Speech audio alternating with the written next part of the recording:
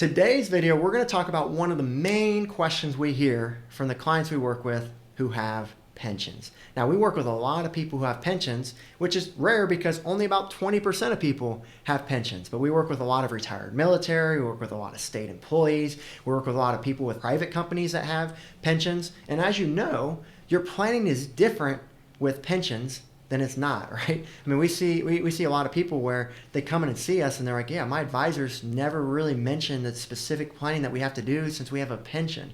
And the case may be is because they just may not specialize in it. So if you are looking for more tailored advice with your pension, then I'll tell you this is the channel for you. We do a lot of advanced planning on this YouTube channel. We also speak to those who are, we call the Midwestern millionaire, hardworking, frugal, diligent savers who basically saved $1 million or more, who require more of that advanced planning. And so if that's you, this is going to be a great channel. You can go ahead and subscribe. But in today's video, we're going to focus on Roth conversions. Joe knows taxes. Joe knows the market. Joe knows Social Security. Joe knows income planning. Joe knows pickleball? No. This is Joe Knows Retirement. Now, if we could, before we get started with all the content here, I'd love if you can comment down below of where you have pensions with. You know, who is watching these videos? Where's your pension? Who is it with? And that's going to give me a better idea when I make these videos ongoing to ensure I can speak to those different types of pensions out there. We see so many of them, and many of them are different, right? They all have the same concept. They all require the same type of planning, but it is nice to know of, you know, what kind of pensions are those? Are they with a union, the state, federal? You know, those are all helpful for us here as we continue producing videos for you moving forward. Now, let's just get this right out of the way early on. We always get the question of, hey, should I do a Roth conversion if I have a pension? Now, I don't know your specific situation. This channel is not to give specific guidance, but I can tell you that most people we work with who have a pension are doing some sort of Roth conversion. That may not mean moving everything over to a Roth in 1 year. Typically, we never advise that, but maybe it's portions over time that make sense. And I'm also going to share later on in the video that you may not want to convert everything over to the Roth. So we're going to talk about some instances where maybe that would not be a wise move to make. But if you do have a pension, you've probably heard over all the years, you'll be a lower tax bracket in retirement.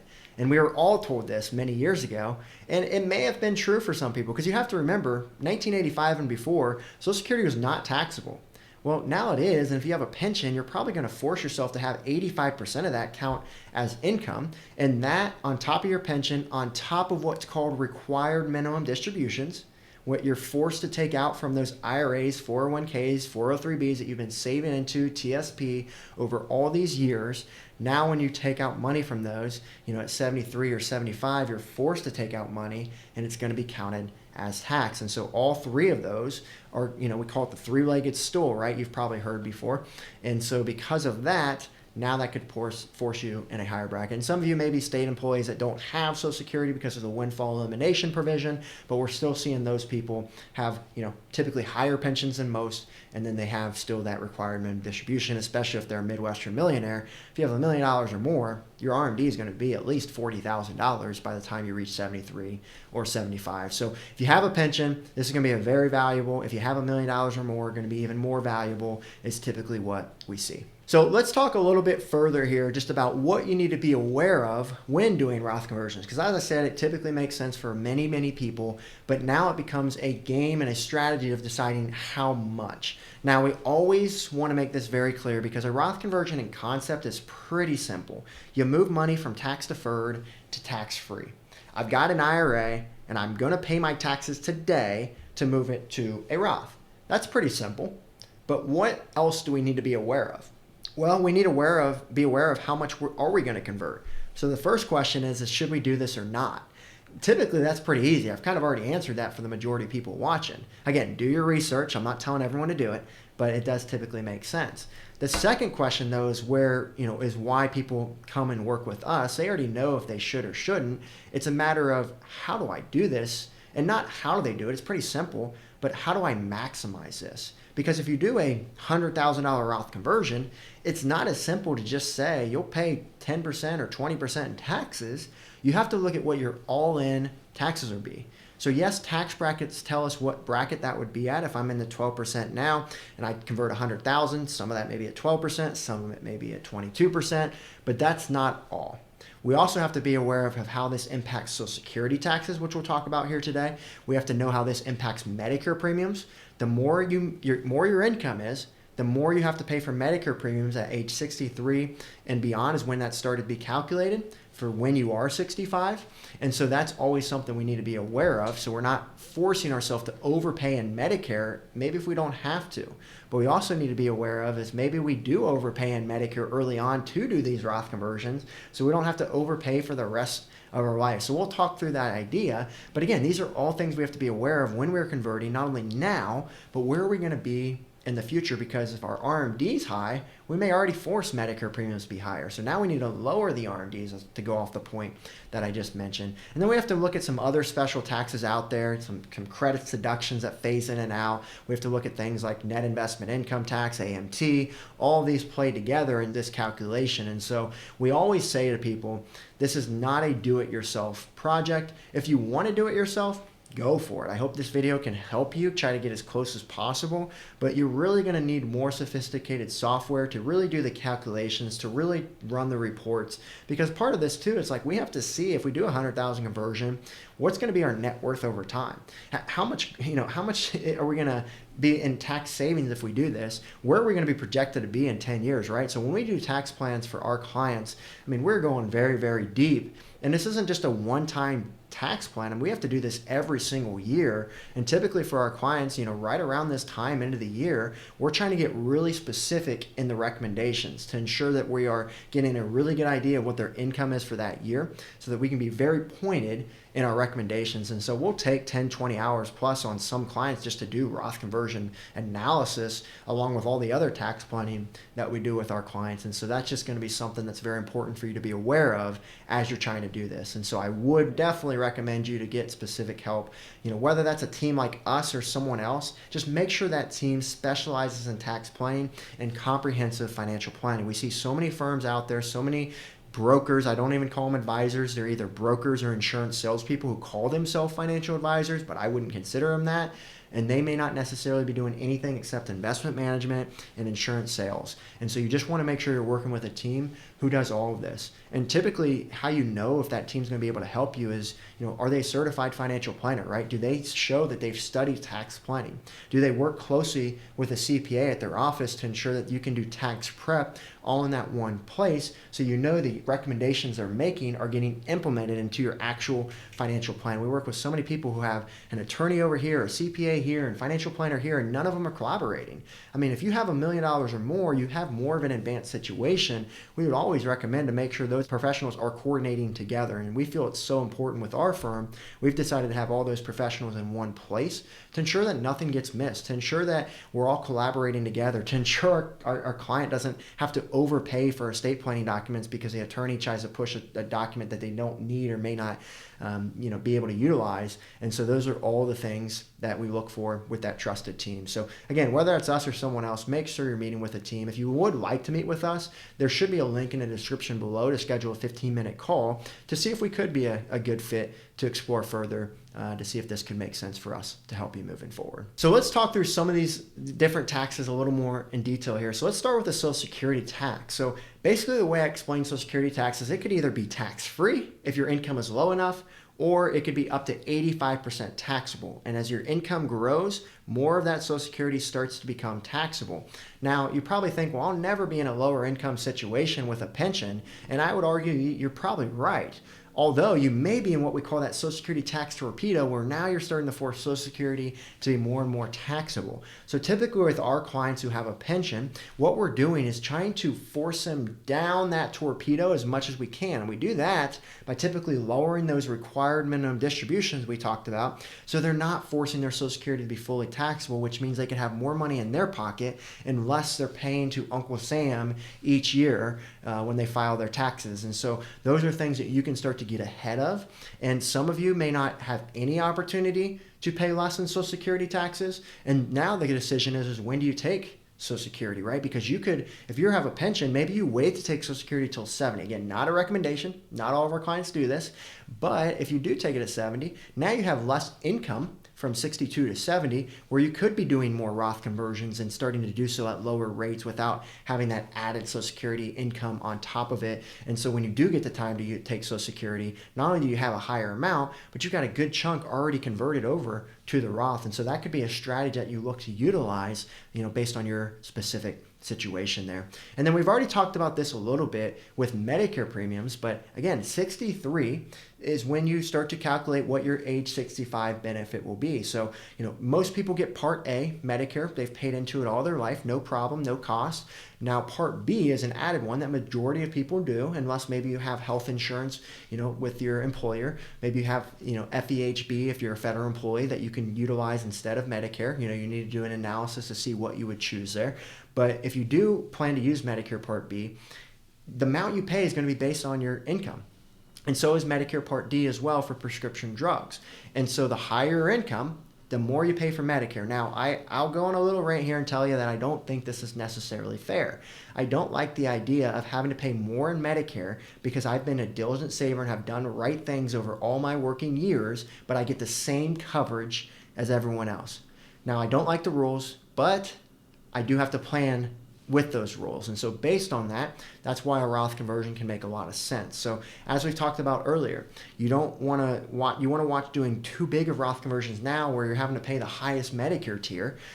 Although that can make sense, and we've done that for many of the clients we work with, because we have to see what is the all-in cost now versus what's it going to be over the lifetime. Right? If you do conversions over a 3 to 5 year period, for example, maybe you're raising your Medicare premiums significantly over that time. Well, then how much are you going to lower your Medicare premiums ongoing, right? If you're going to have a large RMD and you're going to have a pension and Social Security, you may already be forced into higher Medicare tiers right away.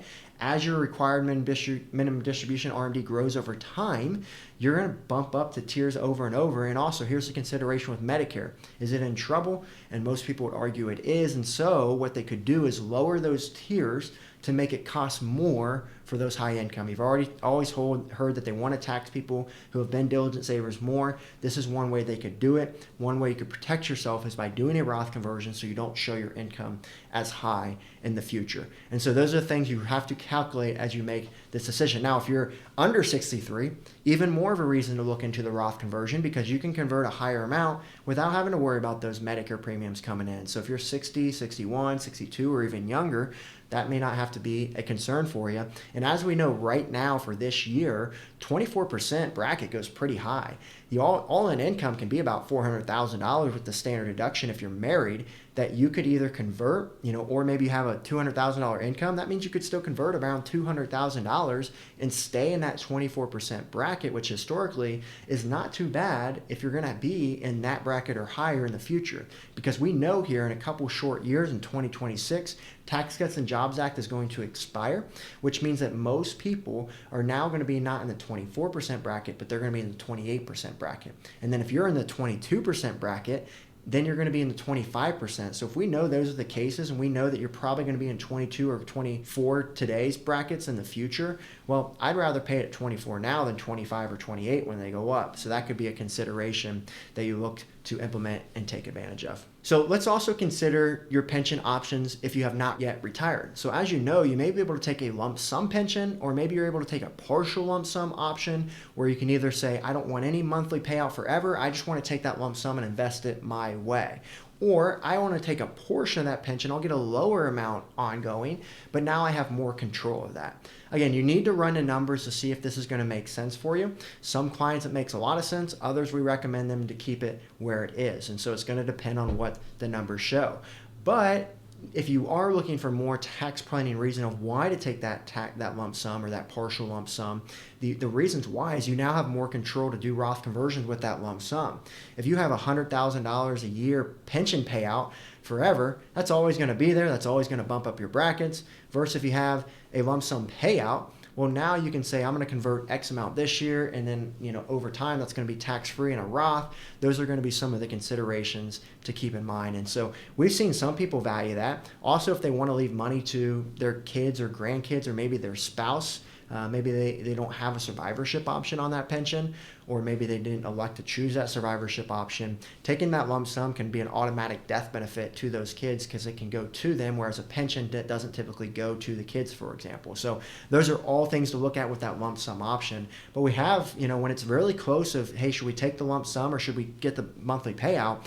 Sometimes we'll decide to take the payout because of the tax planning benefits that we can have and the control that we can have with their financial plan. I typically don't go as far to say that pensions are going to run out. Most are well funded enough to be there for your retirement. But those are all things to consider when making that decision. And you have to see too what other vehicles are out there and what are interest rates at the current time, right? If you want more of a guarantee or more protection in your type of investment, you're going to replace that lump sum with, because maybe you've already seen that as, hey, that's part of my what I've been working so hard for. I want to ensure that's there.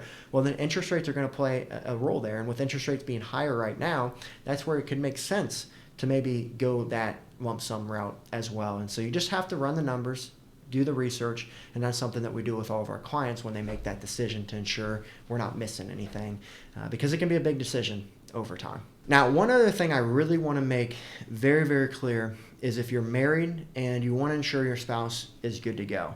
We get a lot of people who watch these YouTube videos that are pretty sharp, but they're always worried about their spouse. They're worried about their spouse because they know of what's called the widow's penalty, which we'll talk about. And they're also worried about their spouse because they may not be as into this type of planning as they are. And so we get a lot of people that work with us because they want to plan for the widow's penalty, but also they want to ensure that their spouse is a trusted team to serve them ongoing. So let's talk about this widow's penalty and ensure your spouse is going to be in the best place moving forward. So there's two things that happen with the widow's penalty. One is that one of the Social Securities go away, so you get to keep the higher of the two, but one drops off. So you already have a less income if one spouse passes. The other thing to consider is the pension. Is the pension going to have a survivorship option or not? Are you going to elect a survivorship option? If you do, typically that can decrease your pension pretty significantly. So you have to weigh to see, is that going to be worthwhile or is that not? And I've done other videos on that type of planning as well, because you're also going to want to make sure you're really intentional with that also. And then the third thing, which is what you're all here for, is the tax consequence. If you go from married filing jointly to single, what happens to your tax brackets? They nearly double at the single rates. And so now you're going to have to pay nearly double the amount of taxes because the brackets are now smaller. And so you're going to be forcing yourself into higher brackets at an earlier time. Your standard deduction is going to get cut in half. And so you have to make aware of that as you do your planning. So here's the idea with a Roth conversion. If we can pay taxes now at married filing jointly, that could potentially be lower than not doing anything and waiting until that spouse is just with themselves, and now they're paying those RMDs from their IRAs, or maybe they want to do a Roth conversion at that time. Well, if they're going to do that, they're going to force themselves into higher brackets. And so if you want to ensure that your spouse has security, that's where also a Roth conversion can make sense. To avoid that widow's penalty, to plan for that widow's penalty, is something that we see often. So I know with this video, we've talked a lot about how advantageous Roth conversions are if you have a pension, but let's take a step back and talk about one strategy that may mean you don't do as much Roth conversion, or maybe you want to leave some money back in that tax deferred. Remember how I said earlier we don't want to move everything to Roth typically? And this is specifically for those who are charitable minded. It's keep in mind that at 70 and a half, you can start doing something called a qualified charitable distribution, where you take money from your IRA and you send it to the charity tax-free. Remember, if you typically take money from an IRA, you got to pay taxes. But this is an opportunity where you could avoid taxes and leave yourself in a better situation. So, if you're going to give $10,000 a year after 70 and a half and you plan to live till 90, obviously we have no idea, but let's just use it as an example. Well, then we're going to need to have at least $200,000 there to give $10,000 each year for 20 years. And so you get the idea of how that works together. And so you just have to see what is your specific situation, what do you need to plan for, and how are we going to do this. Another consideration here is if you want to leave money to your kids, you have to ask yourself, what is their tax bracket going to be? And what is your tax bracket going to be? Remember, you have a pension. They may not. Maybe we don't have to convert as much or everything if our only goal is to leave money to the kids. Or maybe if a goal is to leave money to the kids, maybe we can still leave some in tax deferred, because if you have 2 kids and you have $100,000 in tax deferred, it's only $50,000 each of them. They have 10 years to take it out. May not be a big tax burden. Now, if you have $1, $2, $3, $4, $5 million or more, and it's all in tax deferred, and you leave that all to the kids, and they each have a 1 or 2, $3 million that they have to take out in retirement, okay, now I'm going to argue that it probably could highly impact their taxes. But if you're planning ahead, you're going to be able to, if you have $3 million in your IRA, you're going to be able to shift some over, but just be aware of how much is reasonable to still leave behind, so we don't have to do really aggressive Roth conversions over the next 5-10 years and not force ourselves into really high brackets, and just make sure we're staying in those brackets that we're comfortable with, that we expect to be the lowest that we'll see over our lifetime. So again, you can see how all of these things play together, and that's why I always say make sure you work with a trusted team. Whether that's a team like ours or someone else, make sure you work with a team who's going to run all of these analyses for you to make your job easier, but also to ensure that your family is going to have the most wealth at the end of time. And so if you would like to schedule a time with our team, you can do so with the description below, and it will schedule a 15-minute call. And what that call is for, just to get a better feel if we could be a good fit to work together. There'll be a little questionnaire there for you to fill out for us to get a better feel, so we can be prepared for that call, so we don't waste your time or our team's time. And if it makes sense, we'll set another session to explore further and see if we can help you there. So hopefully this video is helpful. Remember, if you have a pension, your planning is different, and it's important to be proactive in your planning and get started now.